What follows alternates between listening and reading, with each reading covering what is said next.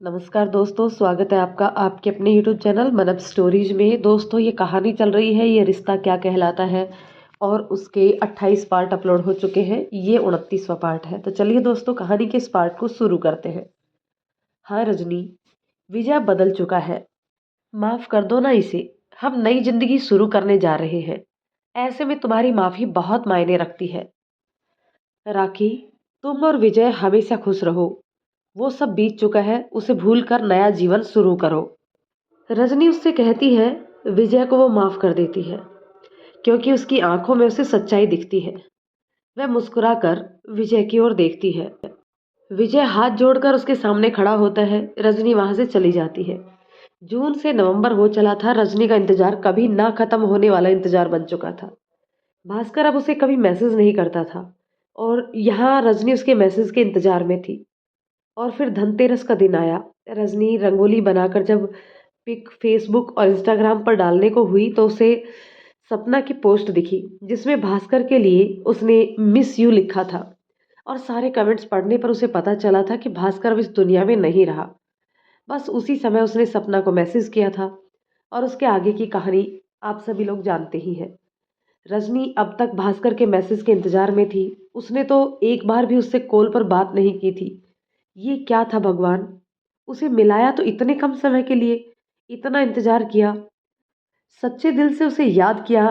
कहते हैं सच्चे दिल से किसी को याद करो तो आपसे उसकी बात या मुलाकात हो जाती है। तो क्या हुआ, मैं उसे याद करती थी इसलिए मरने से पहले वो मुझसे बात करके चला गया। रजनी को सपना ने मैसेज किया कि वो मम्मी के घर जाने वाली है। रजनी ने तय किया कि वह भी गांव जाएगी, वहां जाकर ही पता करेगी सब कुछ। रजनी ने सपना से कहा कि मैं भी आने वाली हूँ, हम मिलते हैं।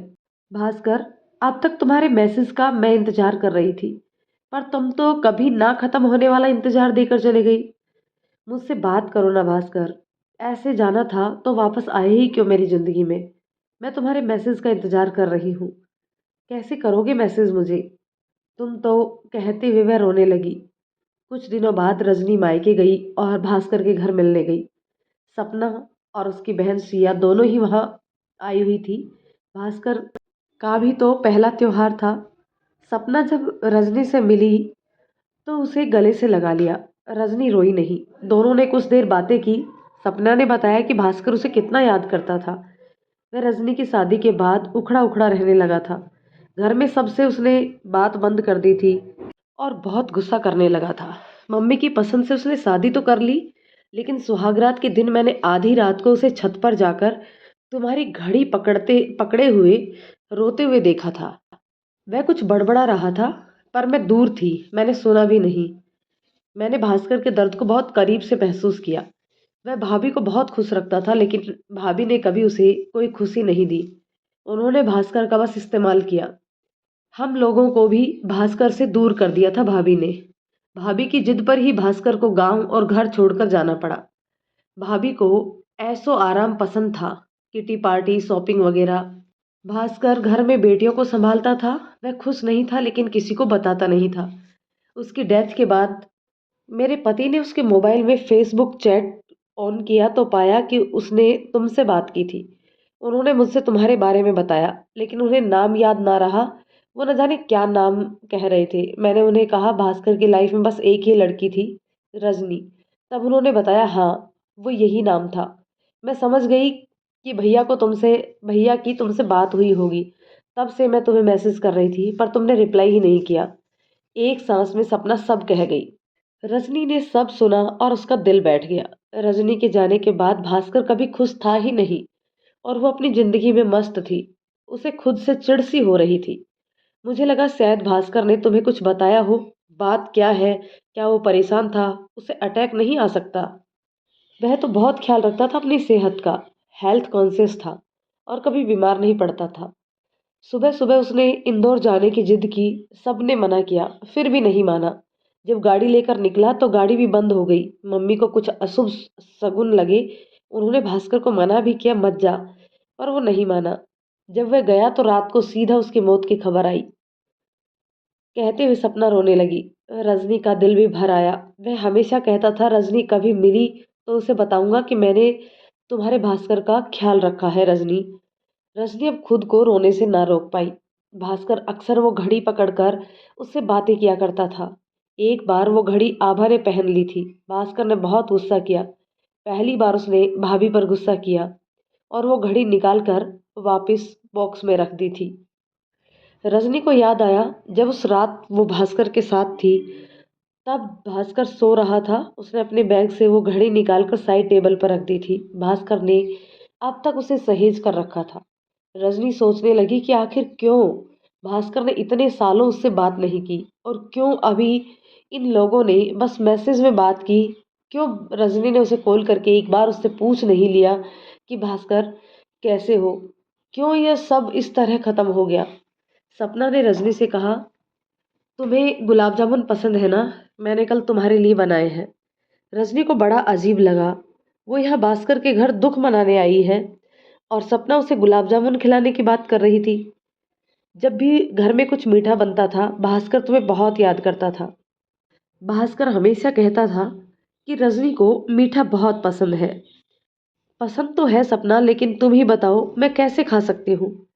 14 साल बाद मैं भास्कर के घर आई हूँ, वो भी तब जब वो नहीं रहा। अब तक भास्कर की मम्मी बाहर नहीं आई थी।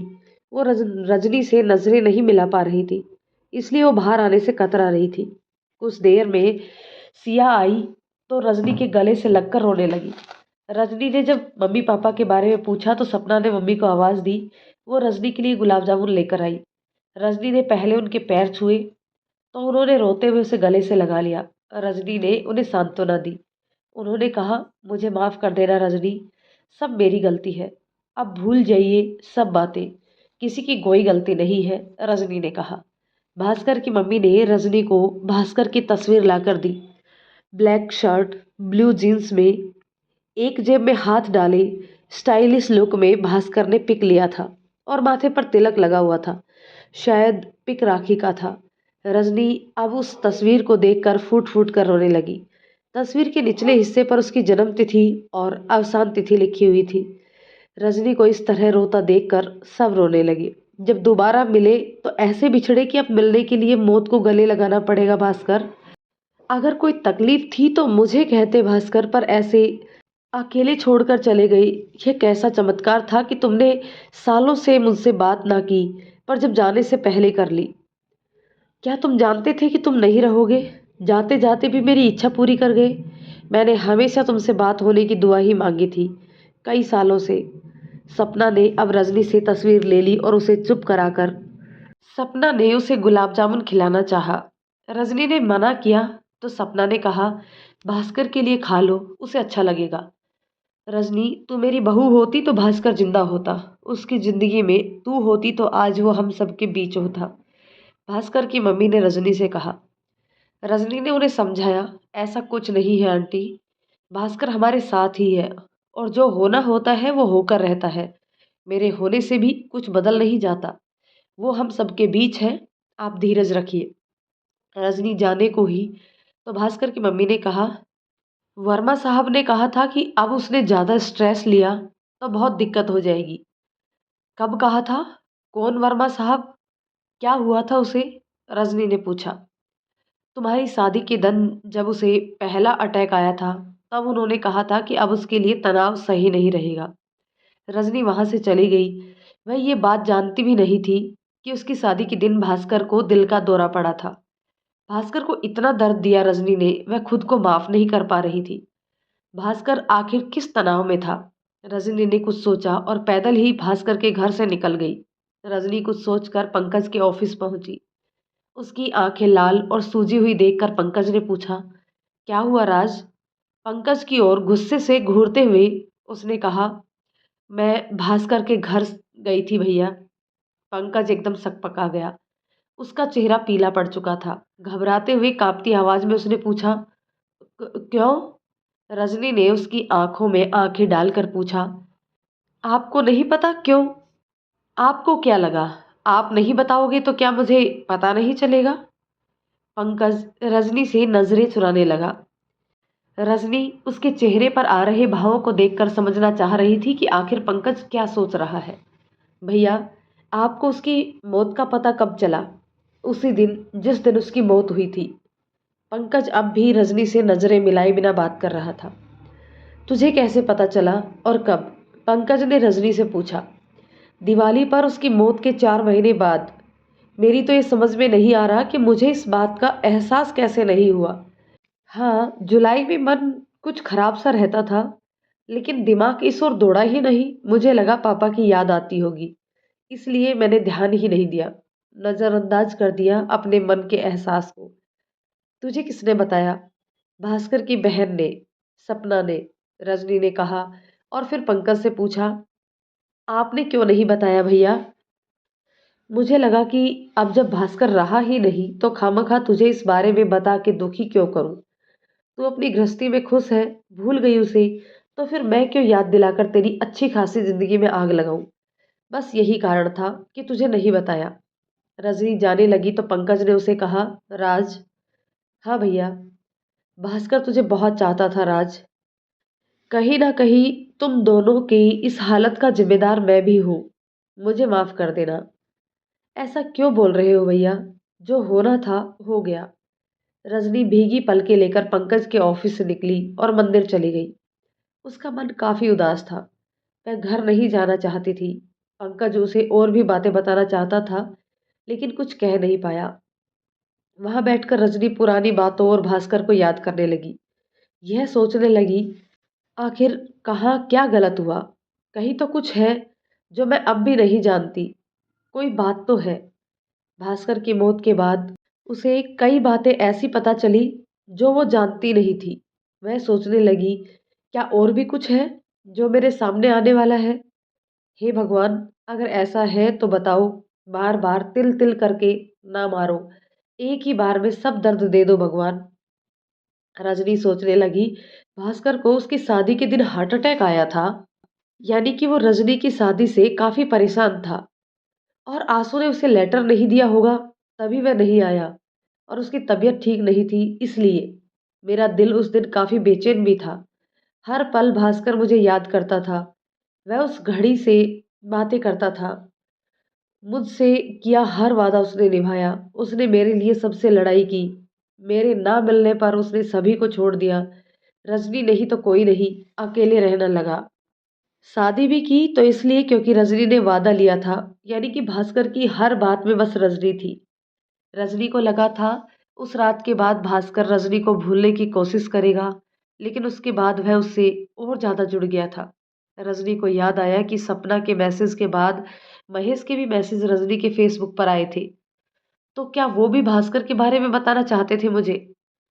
क्या मैं अब बात करूं उनसे? नहीं नहीं, क्या बात करूंगी मैं उनसे? सपना ने कहा था भास्कर को दिल का दौरा पड़ा था, लेकिन जितनी बार भी मेरी भास्कर से बात हुई थी वह काफी सामान्य सा था। कुछ होता तो मुझे पता चलता या बताता ना।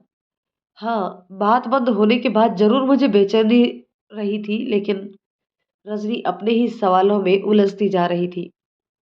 हाँ, जब भास्कर से मिलने की बात की तब वो थोड़ा परेशान था। तो क्या वो मिलकर मुझे सब कुछ बताना चाहता था? हे भगवान, मेरी सभी उलझनों को सुलझा दो, नहीं तो मैं मर जाऊंगी। रजनी आंखों में आंसू भरकर भगवान के आगे नतमस्तक हो गई। वह यही सोच रही थी कि सपना का मैसेज आया। थैंक यू रजनी, तुम आई तो मुझे ऐसा लगा जैसे मैं भास्कर से मिली हूँ। प्लीज अब तुम हमेशा संपर्क में रहना। अब मैं फिर से भाई को खोना नहीं चाहती। तुम में मुझे वही दिखता है। रजनी ने तुरंत सपना को कॉल किया। सपना, मैं हमेशा तुम लोगों के साथ हूँ। और हाँ, एक काम था तुझसे। बोलो रजनी। क्या मुझे भास्कर की कोई निशानी मिल सकती है? दरअसल मैं वही मांगना चाह रही थी पर हिम्मत नहीं हुई कहने की। कह देती रजनी, मैं दे देती। लेकिन क्या रजनी को सच में भास्कर की निशानी की जरूरत थी? भास्कर के पास तो रजनी की घड़ी थी, लेकिन रजनी के पास क्या था? भास्कर ने उसे बस वो घड़ी दी थी जो उसने लौटा दी थी। सपना ने कहा, मैं शाम को मंदिर आती हूँ, आप वहां मिलो। मैं तुम्हें कुछ और भी बताना चाहती हूँ जो घर पर नहीं बता सकी। रजनी सोच में पड़ गई कि अब सपना क्या कहेगी। ठीक है, मिलते हैं शाम को, रजनी ने कहा और फोन कट कर दिया। रजनी सोच रही थी कि आखिर उसने भास्कर की निशानी क्यों मांगी। सपना से, जबकि एक निशानी थी उसके पास जिसके बारे में भास्कर भी नहीं जानता था। हाँ, ठीक समझे आप लोग। प्रभास। प्रभास भास्कर का तो बेटा था। जब उस दिन वो भास्कर को इनविटेशन देने गई थी, उस दिन वो भास्कर को तो अपनी घड़ी देकर आ गई थी और उसे लगा था कि अब भास्कर का दिया कुछ नहीं है उसके पास। लेकिन उस रात को भास्कर के साथ बिताए पलों को के फलस्वरूप वो प्रेग्नेंट हो गई। जब वह पहली बार डॉक्टर को दिखाने गई तब उन्होंने बताया कि वह 2 महीने से प्रेग्नेंट है। रजनी की शादी 1 महीने पहले ही हुई थी। रजनी उसके बाद पीरियड से नहीं आई, तो इसका मतलब ये बच्चा भास्कर का था। दरअसल रजनी की सुहागरात के दिन जयेश की जबरदस्ती से रजनी का दिल भारी हो चुका था। अगले दिन उसने साफ शब्दों में जयेश से कहा था कि वो इस सब के लिए तैयार नहीं है। उसके बाद 1 महीने तक उसने जयेश के साथ कोई संबंध नहीं बनाए थे, लेकिन जयेश कुछ उखड़ा उखड़ा रहने लगा था। रजनी अपने मन को कई बार संबंध बनाने के लिए समझाती, पर वो ऐसा नहीं कर पाती थी क्योंकि उसके दिमाग में बस भास्कर घूमता रहता था। फिर जब उसे पता चला कि वह प्रेग्नेंट है और बच्चा भास्कर का है, तो उसने सोचा अब जयेश को विश्वास में लेना होगा। पहले तो उसे लगा कि जयेश को सब सच बता दे, लेकिन फिर वो कुछ अनर्थ होने के डर से चुप रही। कोई भी मर्द ये बात बर्दाश्त नहीं करेगा, इसलिए रजनी ने कुछ कहा नहीं और जयेश से करीबी बढ़ाने लगी ताकि वो खुश रहे तो रजनी पर शक ना करे। रजनी को बहुत गिल्ट हो रहा था इतना बड़ा झूठ बोलने से, लेकिन जयेश बहुत गुस्से वाला था। रजनी मन में भास्कर को रखकर जयेश के साथ संबंध बनाने के लिए तैयार नहीं होती थी कि ये जयेश के साथ धोखा होगा। लेकिन उसने बड़ा धोखा क्या हो सकता है कि रजनी किसी और के बच्चे की मां बनने वाली थी। रजनी ऐसी परिस्थिति में भी जब सब कुछ समझ नहीं पा रही थी, उसने सोचा कि वो गर्भपात करवा लेगी और वो डॉक्टर के पास गई भी। लेकिन न जाने क्यों उसे लगा कि भास्कर के साथ बिताए पलों का ये एहसास वो मिटा नहीं सकती। वह वापस घर आ गई। आखिर मेरे पास भास्कर का दिया, इसके सिवाय कुछ भी नहीं है, यह सोच उसमें आ चुकी थी। रजनी ने आखिर मन बना लिया कि वो इस बच्चे को जन्म देने वाली थी, लेकिन जयेश और उसके बीच बहुत दूरियां आ चुकी थी। ऐसे में बच्चे को जन्म देना गलत होता। उसने सोचा कि अब उससे उसका पहला काम जयेश के साथ अपने संबंधों को ठीक करने का रहेगा। इधर जयेश के मन में कई सवालों ने घर कर लिया था। वह अब काफी बेचैन रहने लगा था। उसने रजनी से साफ साफ बात करने का मन बना लिया था और अगर रजनी खुश नहीं हुई तो वो उसे तलाक दे देगा। ये सोचकर उसने रजनी से बात करने का मन बनाया। जयेश ने रजनी से पूछा, रजनी, क्या ये शादी तुमसे जबरदस्ती की थी? मैंने देखा था तुम शादी के दिन भी खुश नहीं थी, पर मुझे लगा कि शादी की वजह से नर्वस हो। परंतु अब सोचता हूँ, जो लगता है कि तुम शायद ये शादी ही नहीं करना चाहती थी। जो भी बात है मुझे बताओ रजनी। अगर तुम खुश नहीं हो तो मैं तुम्हें इस रिश्ते से आज़ाद कर देता हूँ। सुरेश जी को मैं समझाऊंगा और सारा इल्जाम अपने सर ले लूंगा, लेकिन इस तरह साथ रहने से अच्छा है हम अलग हो जाए। रजनी घबरा गई। एक तरफ वो प्रेग्नेंट थी और दूसरी तरफ जयेश तलाक की बात करने लगा। अगर तलाक हुआ तो बच्चे को लेकर वो जाएगी कहाँ? सुरेश जी की कितनी बदनामी होगी और भास्कर के परिवार की भी। नहीं नहीं, ये तलाक नहीं हो सकता। अगले ही पल रजनी के मन में ये विचार भी आया कि जयेश को सच बताकर भास्कर के पास चली जाए। लेकिन क्या भास्कर मानेगा कि ये बच्चा उसका है? और मैंने जयेश को कुछ करने नहीं दिया मेरे साथ। जो भी हुआ था वह बस ऊपरी प्यार था। जयेश इतना ज्यादा उत्साहित था कि उस रात में वह कुछ कर ही नहीं पाया था। पर यह सब भास्कर कैसे मानेगा? नहीं, मुझे अब जयेश के साथ ही रहना होगा। बस अब मेरे बच्चे को पिता की जरूरत होगी और वो जयेश होंगे। उस वक्त में रजनी बहुत ही सेल्फिश हो चुकी थी। रजनी जयेश के करीब आकर बैठी। उसने उसकी गर्दन पर अपना सिर रखा और कहा, दरअसल मैं किसी और को चाहती थी, लेकिन परिस्थितियों के विपरीत हो जाने से मैंने उससे अपना रिश्ता खत्म कर दिया था। उसके बाद मैंने अपनी मर्जी से आपसे शादी की थी। मुझ पर कोई जबरदस्ती नहीं की गई, लेकिन जब भी आप मेरे करीब आते थे मुझे उसकी याद आने लगती। मेरे मन में वही था। अब अगर मैं मन में किसी और को रखकर आपके साथ संबंध बनाती तो आपके साथ एक धोखा होता ना, और मैं बस आपको धोखा नहीं देना चाहती थी। इसलिए मुझे थोड़ा समय चाहिए था ताकि मैं उसे भूल कर आपके साथ पूरे मन से आपको अपना कर रहूं। तो अब भी तुम उसे नहीं भूल पाई हो? रजनी चुप रही। क्या तुम्हारे उसके साथ शारीरिक संबंध भी थे? रजनी को यह सवाल तीर की तरह चुभा। वह जयेश को सच नहीं बता सकती थी, वरना वह इस बच्चे को नहीं अपनाता। उसने कहा, नहीं, कभी नहीं। यह कहते वक्त उसके दिल में दर्द हो रहा था। उसने तुम्हें छुआ है? हाँ, उसने किस किया था कई बार। जब भी मिले तब। मैं सच कह रही हूँ, मुझे माफ कर दीजिए। तो अब तुम क्या चाहती हो रजनी? मुझसे गलती हो गई। आज आपने तलाक की बात की तो दिल बैठ गया। जाने अनजाने मुझे आपकी आदत हो गई है। मैं बस समझ नहीं पा रही थी। मैं मृग तृष्णा की ओर भाग रही थी, पर अब मैं समझ चुकी हूँ। मैं आपसे वादा करती हूँ, आज से, अभी से मैं उसे अपने दिल से निकाल दूंगी। मेरे दिल में बस आप रहेंगे, पर आप मुझे छोड़ने की बात ना कहे। रजनी का इस तरह सच कहना जयेश को बहुत अच्छा लगा। उसने रजनी को गले से लगा लिया और कहा, नहीं कहूंगा, मुझे माफ कर दो। पहली रात के लिए मैंने जाने बिना उस दिन तुम्हारे साथ। भूल जाइए अब सब कुछ। हम अपना जीवन नए सिरे से शुरू करते हैं आज से। रजनी कहती है। जयेश उसके होठों पर अपने होठ रख देता है। इस बार रजनी उसका साथ देती है, क्योंकि अब वो चाहती थी कि जयेश उसकी जिंदगी में रहे। रजनी खुद को मन ही मन कोस रही थी कि मैं कितनी सेल्फिश हूँ। मैंने कभी जयेश के बारे में नहीं सोचा। आज मुझे उनकी जरूरत है, तब मैं उनकी भावनाओं के साथ खिलवाड़ कर रही हूँ।